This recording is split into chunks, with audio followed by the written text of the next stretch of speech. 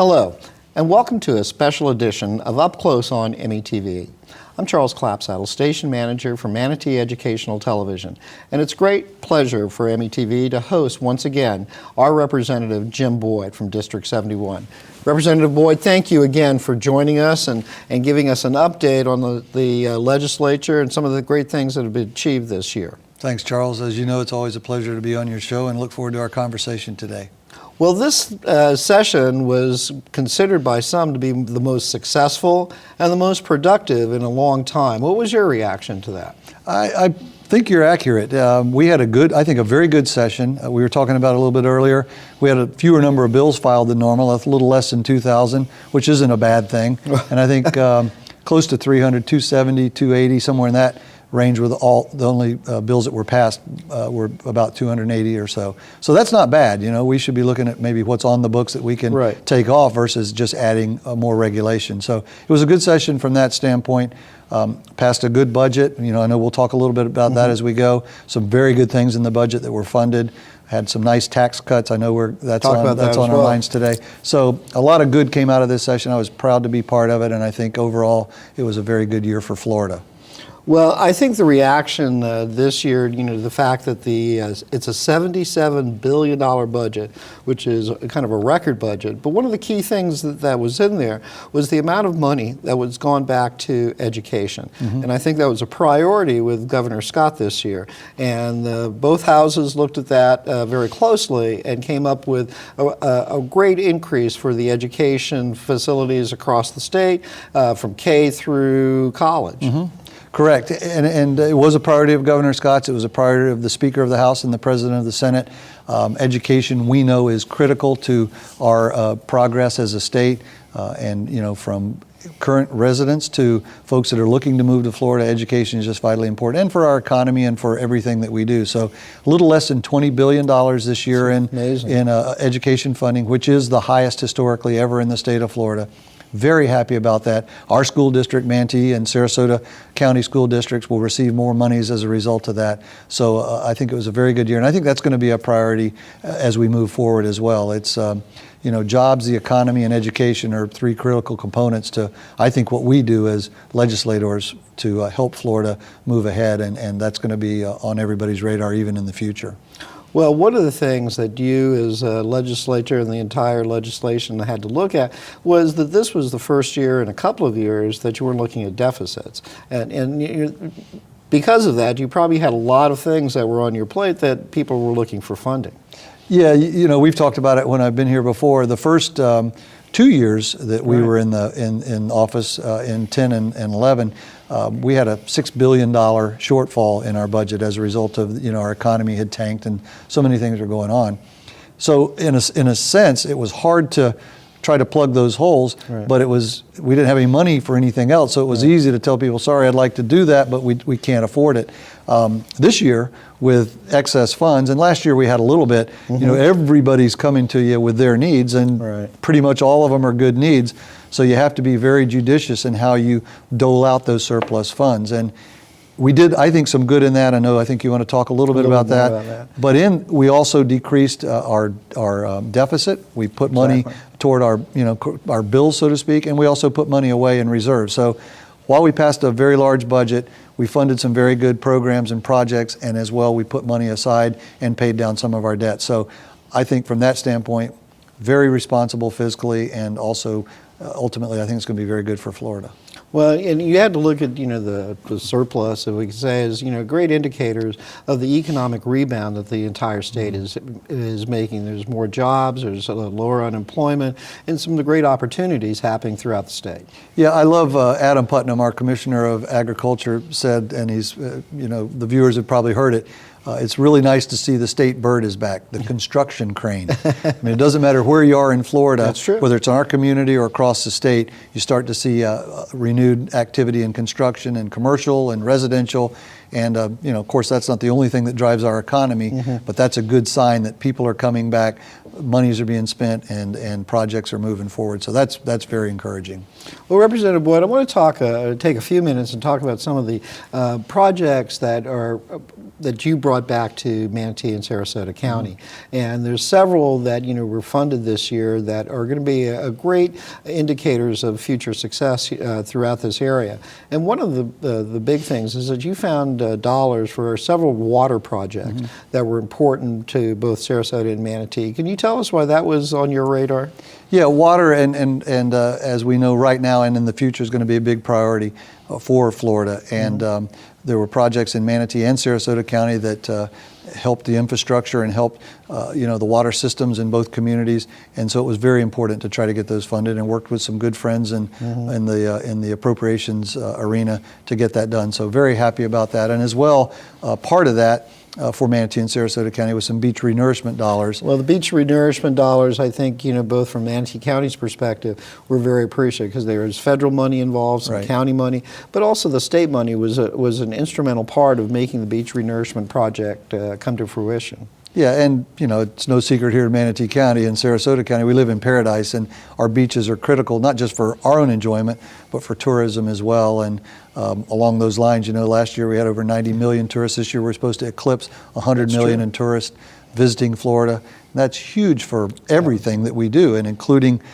increases in budget funds where we can use for good reason. So it's just good all the way around. And I think the beach renourishment thing was most appreciative by not only the residents that live on our beautiful beaches here, but also to all the businesses and the restaurants and the hotel people throughout both Manatee and Sarasota. I agree with you. I'm in the insurance business, and it helps.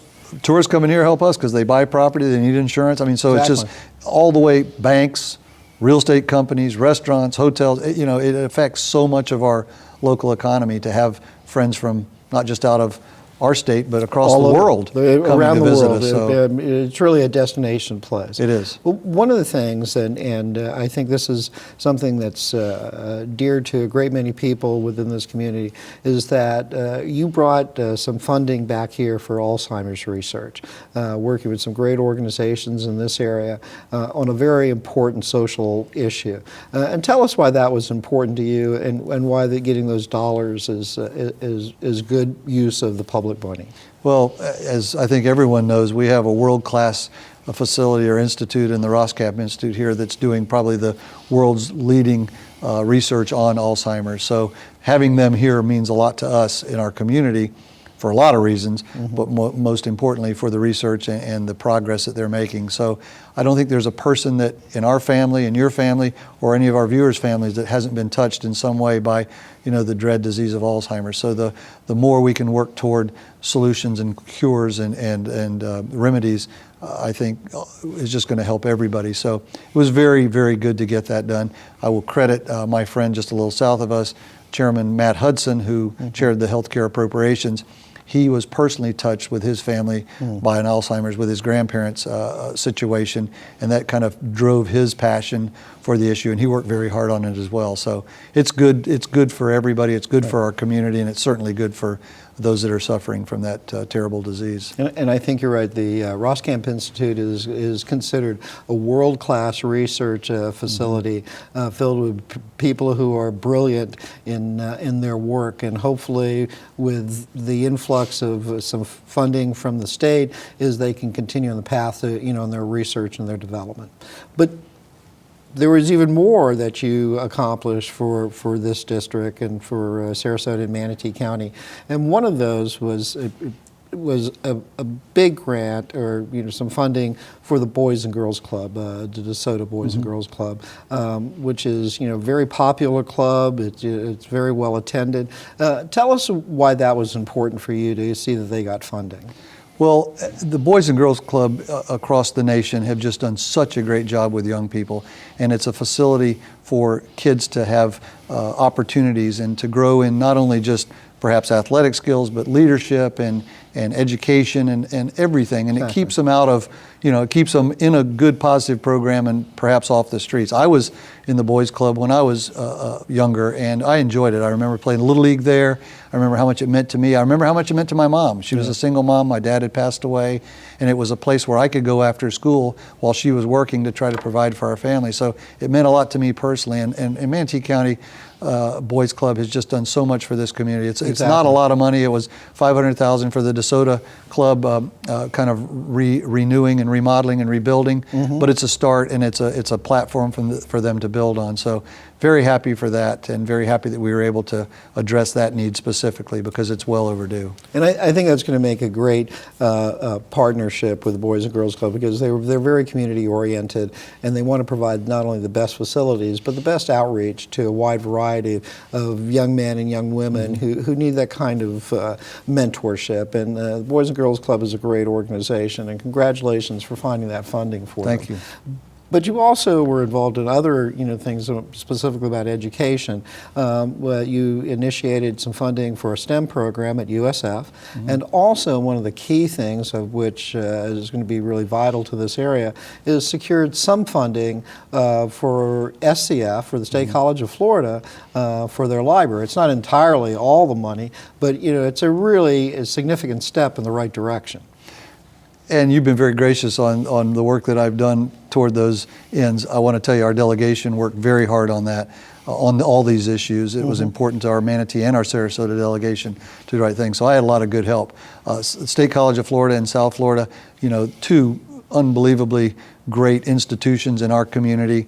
State College of Florida is still operating, I believe, with the same library and student center, student resource center. When I was there in the many years ago, kind of in the late 70s maybe, but so it's well overdue, and it's a start toward their project. And I think it's about half of what their project's going to cost, but it's a great start, and it allows them to start getting the ball rolling and improvements lined up to be made. So very happy we're able to do that.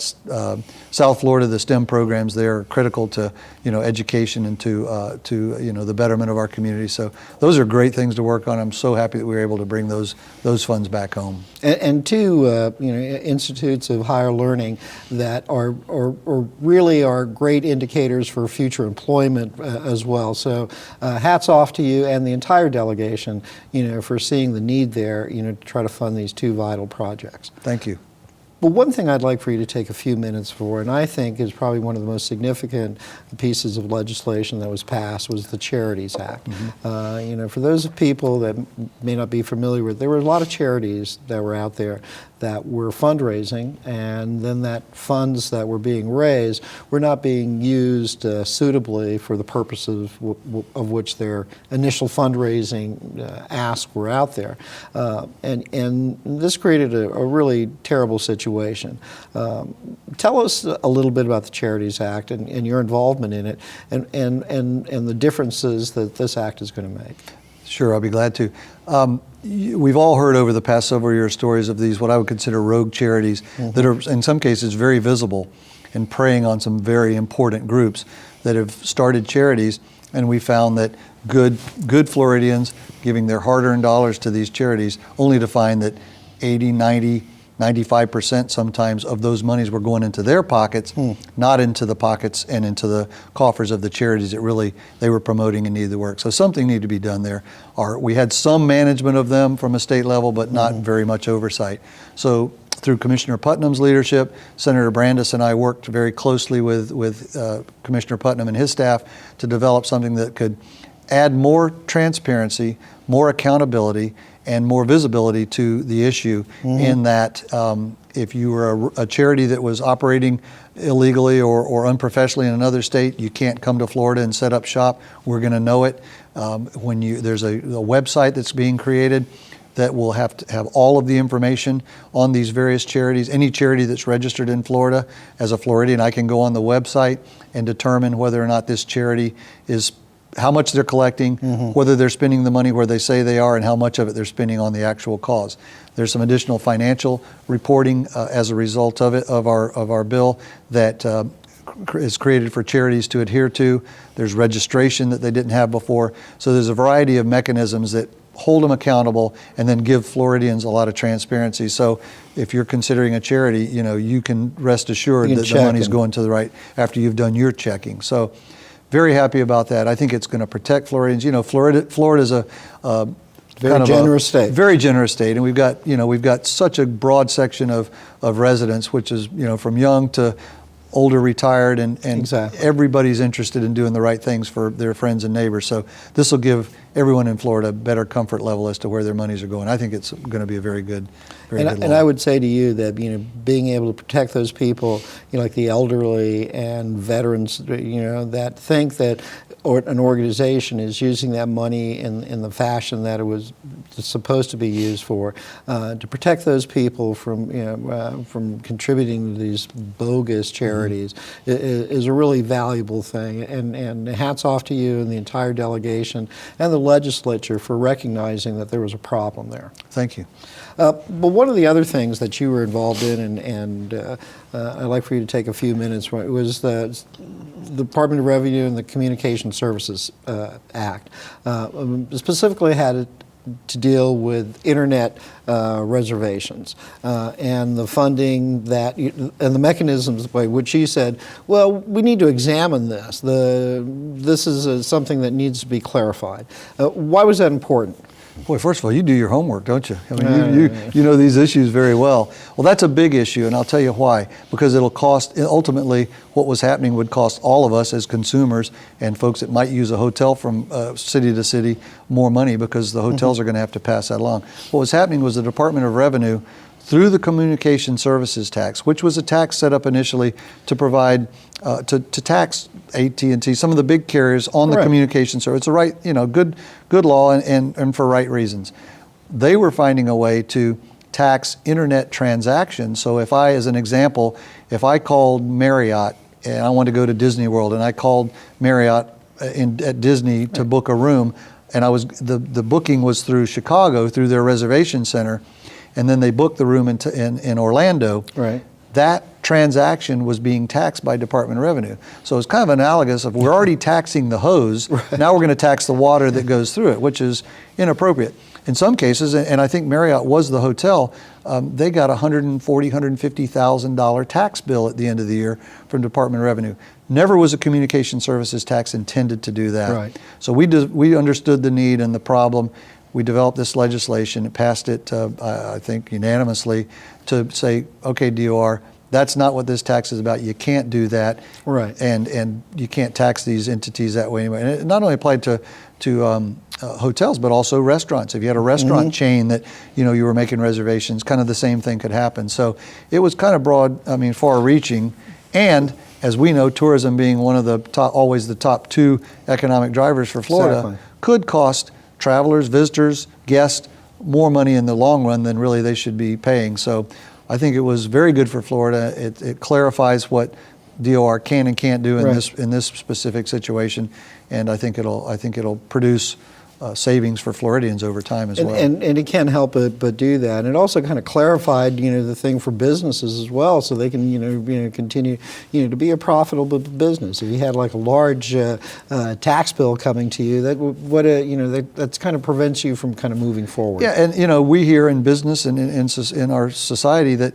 one of the things that scares businesses the most is regulatory burdens. Well, some of them didn't even know these were coming, as you said, and in fact, when let's say Marriott, or let's say Charles's Motel, the same thing could happen, right? So when you go to Tallahassee to fight your cause, you have to take your attorney, you have to take your accountant. It cost you time, money, and ultimately they were being vacated. Those assessments of DOR said, well, maybe we won't charge it. Maybe not so much. But they shouldn't have to go through all that. Businesses shouldn't go through. So anyway, now it's clarified, and I think that won't be a problem any longer. Well, one of the hot topic items in this area, and I'm sure throughout the state, but in this area, you got a lot of press on that, was the whole issue of vacation rentals. And there were some issues with certain kind of rentals and too many people, too much noise, too little room. But this was a hot topic item for many, many months coming up to the session. But the legislature and the House, came up with a solution. Can you tell us a little bit about that and why you think that solution is going to be really viable for everyone. Sure. I think it was 2011, my second year in the legislature, we passed a bill that basically said you couldn't mandate times of stay at vacation rentals. And to me, I voted for that bill. 93, I think, members of a 120-member House voted for that bill. And it was a property rights issue. If you own a piece of property, government shouldn't tell you, if you're acting within zoning and code and all that, how you can use your property. Apparently it created a little bit of a problem in some of our communities.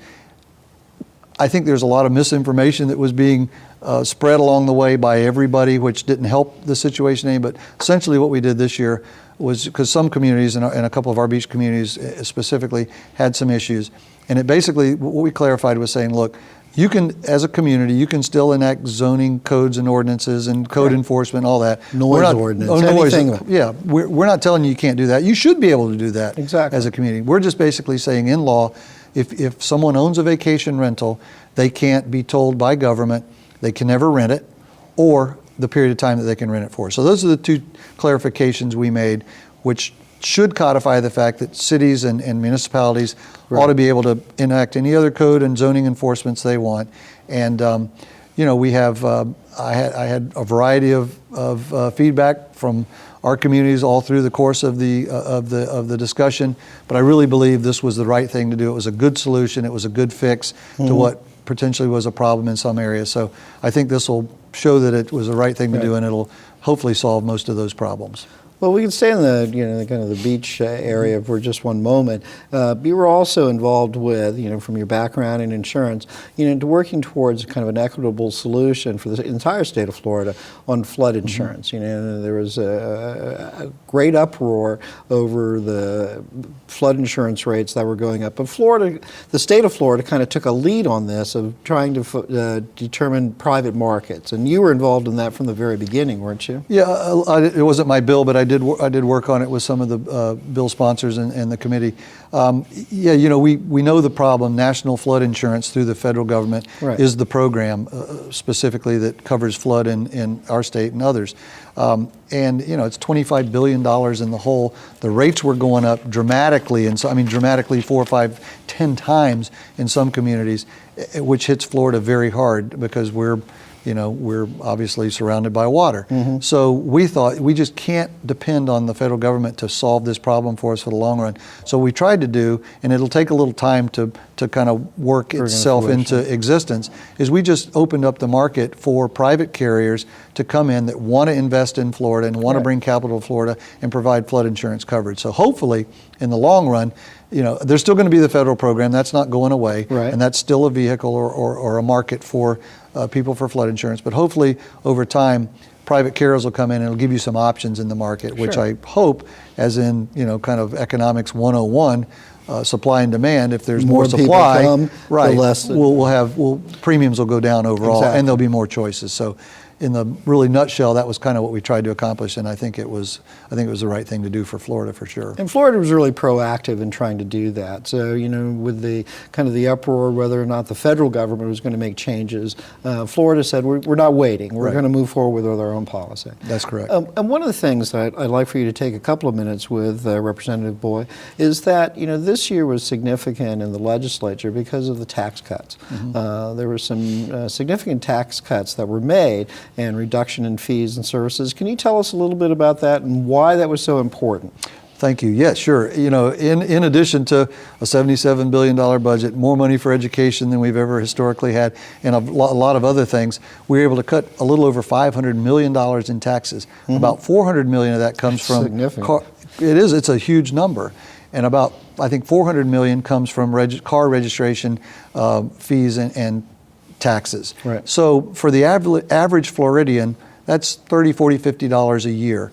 That's for most people, 30 or 40, 50 bucks is a lot of money, and that's a big deal. So we're able to get that. I know you said you renewed your tags before that went into effect. Sorry, you should have waited maybe. So we should have waited one more day, I But guess. it's, overall, I think that's going to put more money back in Floridians' pockets, and that's where it should be. And then in addition to that, about $105 million in additional tax cuts. The most recognizable one is the schools sales tax holiday, tax where you're holiday. buying school supplies and whatnot for your children for school. That period of time is a tax holiday. We just came off of a hurricane tax holiday. Correct. So if you bought supplies for hurricane season, Exactly. you didn't have tax on that, and then as well as some other smaller sales tax breaks. So overall, another $105 million there back in your pocket, which I believe, and I think most of my colleagues believe, you can spend your money better than government can. So that's where it should be, and hopefully that's where it will go. Well, you had to be very proud this year, not only the success of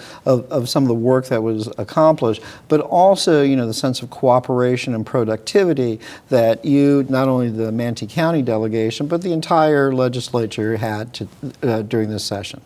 I think so.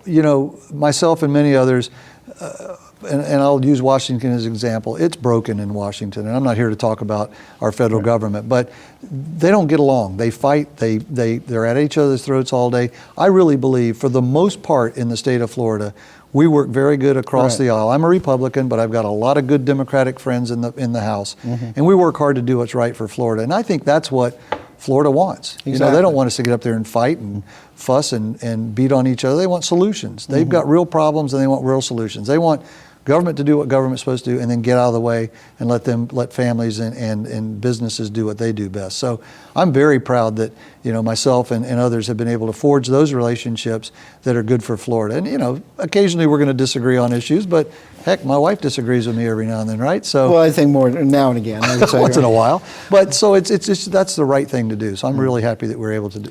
Well, do those one of the things. things, and I think that I wanted to spend a couple of minutes on, is that your role in the legislature. And again, I must congratulate you, because here we are on the 26th of July, and you are now entering your third term as a state representative, because you were automatically elected because you had no opponent during this most recent qualifying period. So congratulations, Representative Boyd. Thank you. But I would also point out that during your tenure during the House of Representatives, you've certainly taken on some big tasks. You've been chosen to lead several committees that have significant responsibilities, and I'd like to just talk a few minutes about each one of them. During the 2012-2014, you were with the Ethics and Election Subcommittee, and you were the chair of that. Correct. Which is a serious thing, and that was a big task to undertake that for election and ethics reform. You were also the Government Operations Subcommittee chair as well, which is another big task, which is one of those things that people say that that it's kind of overwhelming, but rising to the challenge to try to do the best you can for the state of Florida. You're also in the State Affairs chair of the State Affairs Committee, Agricultural and Natural Resources, Joint Committee on Public Oversight, and the Civil Justice Subcommittee as well. But I just want to kind of bring to the forefront that all of these responsibilities as chair and of these things are huge tasks. They're big tasks. They're a lot of responsibilities, and you have developed this reputation as a go-to type of person. And those tasks that are seem to be overwhelming perhaps for other members, it's like, let's give it to Jim Boyd. Jim Boyd will find a solution for it. And from the early beginning years when you were in insurance reform, you weren't pigeonholed into that type of thing. Even though you're successful and businessman, you were given other tasks that required kind of a foresight and knowledge and an ability to try to solve problems. Well, you're very kind. Thank you very much. And first of all, thank you, Manatee and Sarasota County, for allowing me the opportunity to serve you for another 2 years. It was very humbling and very flattering that I would not have an opponent that I believe, unlike some of the print media said, there's going to be no choice of voters for elections because they're already decided. I believe the voters did decide, and I'm very grateful that they're giving me another 2 years for that chance. So, and then with that, I'm on a good team. I've got good people around me. Anything that you mentioned, I didn't accomplish by myself. I had good people working with me to get those things accomplished. But frankly, myself, and I'm not alone, we went up there, we're entrusted with this responsibility, this huge responsibility by our communities to represent them in Tallahassee. And I really, many of us didn't go up there to, as they say, just kick the can down the road. I mean, we're taking time away from our businesses, our families, Exactly. our recreational, fun things to do this. And I'm privileged and flattered that I can do this. But I decided early on that I wanted to work with everyone in the process to try to do the right things for Florida. And some of these issues that you outlined were big issues for Florida. I'm very big. Grateful that I was allowed to have the opportunity to work on those. But I didn't do them by myself. We had a lot of help along the way. But hopefully, as history kind of looks back, these were good things for Florida and good things for taxpayers and for our constituents and everyone involved. So it's been a lot of fun, and the next 2 years I think are going to be really 2 good years as well. Well, Manatee and Sarasota County are very fortunate to have an individual of not only of your caliber, but also your intelligence and dedication to trying to do the right thing. And if I may, I think Representative Will Weatherford once described you, as Jim Boyd, as being very much like a duck on a lake. Very calm on the outside, very undistinguished. But underneath the surface, he's paddling furiously, and that's the kind of work ethic and dedication that you bring to all of these large tasks that are a benefit for the state of Florida and here in Manatee and Sarasota County. Well, thanks. Do you think I'm a mallard or a wood duck? Because the mallards are a little prettier. I think you're a good guy. Representative Boyd, final comments. What would you like this community to know about, what you want for this, not only this community, but for the state? I want, less government interference, lower taxes, better education, better opportunities, because I think that helps everyone. Since we've been in office in 2010, there have been over 600,000 private sector jobs created. We've eliminated 2,000 plus needless regulations. We've cut taxes year after year.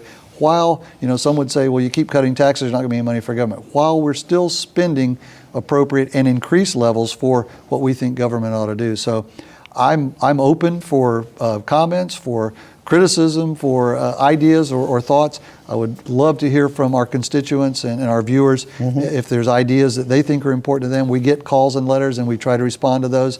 I've got a great staff with Ben Smith and Kathy Brown in our office. We're always there to help. That's what we were elected for, and that's what we should be doing. So anything that comes up that you need help with, I hope you'll call. And it's a real privilege to serve this community in the capacity that I've been asked to serve in. Representative Boyd, thank you very much for joining us and giving us this update and insight into the things that have happened this legislative year. And we would invite you back at any time to kind of update it and talk about those issues that are important not only to your constituents here, but also to the state of Florida.